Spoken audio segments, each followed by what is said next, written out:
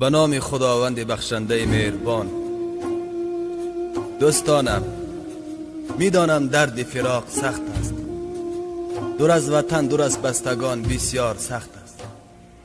یکی از فراق زن و فرزندان، یکی از فراق پدر و مادر و یار و دوستان رنج میکشد.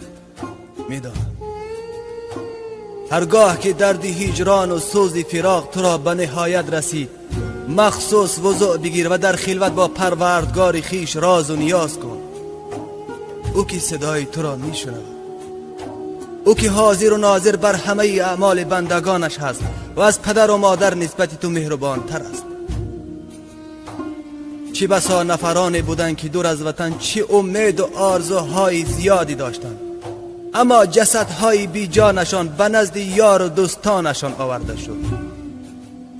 چه بسا نفرانی زیادی بی گناه زندانی شدند و چه بسا نفرانی زیادی صحت و سلامت رفتند، اما بیمار به نزد پدر و مادرشان آورده شد.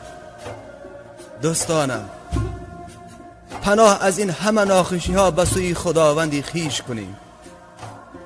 وای بر روز کسانی که روی نیاز به سوی دیگری دارند. چه بسا نفرانی اند که از یاد خدا غافل شدند، خداوند را فراموش کردند، دست به شراب و دزدی و زنا زدند و با اعمال زشت و ناپسند خویش شیطان را از خودشان خوشحال کردند.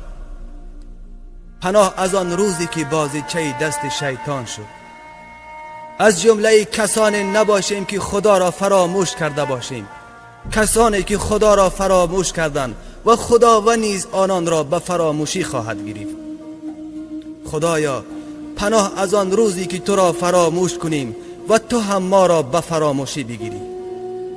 پروردگارا، ما را هیچگاه و هیچ وقت تنها نگذار و نفسهای ما را به دست خود ما وا مگذار که از خطاکاران خواهیم شد.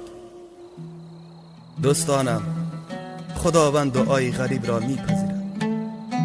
در حق دوستانی که بی گناه زندانی شدند دعای خیر را فراموش نکنید و در حق برادرانی که بیمار هستند و در حق ما نیز دعای خیر کنید. مواظب خودتان باشید، امانتهایتان را خیانت نکنید، پدر و مادر را نگران نکنید، صحت و سلامت برگردید. شما را به خدای خویش می سپارم. خداوند همه ما و شما را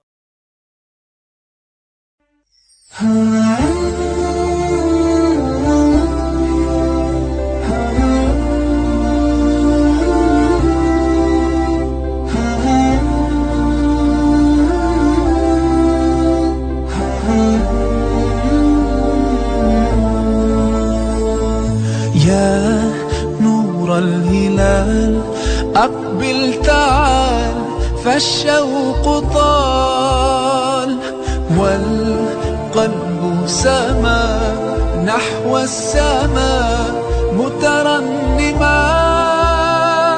لا تنقضي أنت للروح دواء. رمضان